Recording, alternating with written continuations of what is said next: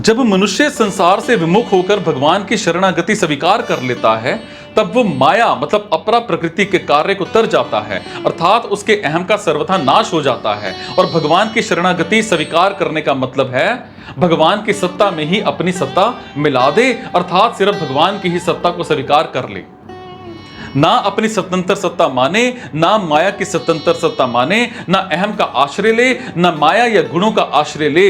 इसमें कोई परिश्रम उद्योग नहीं है और माया को सत्ता मनुष्य ने ही दी है।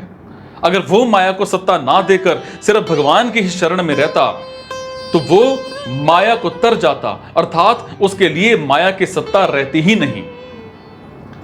जीव जड़ता का आश्रय लेने से अर्थात उसको अपना और अपने लिए मानने से जड़ता में चला जाता है और जगत बन जाता है, परंतु भगवान का आश्रय लेने से वो खुद सिद्ध चिन्मयता में चला जाता है और भक्त हो जाता है। और भक्त होने पर जगत लुप्त हो जाता है, अर्थात जगत जगत रूप से नहीं रहता, हालांकि भगवत स्वरूप हो जाता है जो वास्तव में है।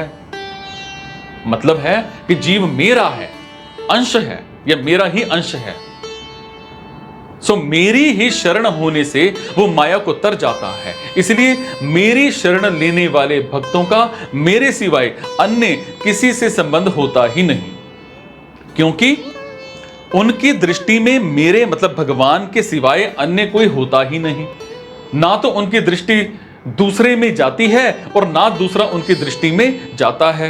उनकी दृष्टि में अपरा प्रकृति की ना तो सत्ता रहती है, ना महत्वता रहती है और ना अपनापन ही रहता है। उनकी सिर्फ भगवत बुद्धि हो जाती है, जो वास्तव में भगवत स्वरूप ही है, जिनमें विवेक की प्रधानता है। ऐसे भक्त अहम का आश्रय छोड़कर अर्थात संसार का त्याग करके भगवान के आश्रित होते हैं। परंतु जिनमें विवेक की प्रधानता नहीं है, हालांकि भगवान में श्रद्धा विश्वास की प्रधानता है, ऐसे सीधे सरल भक्त अहम के साथ जैसे हैं वैसे ही भगवान के आश्रित हो जाते हैं। ऐसे भक्तों के अहम का नाश भगवान स्वयं करते हैं, खुद करते हैं।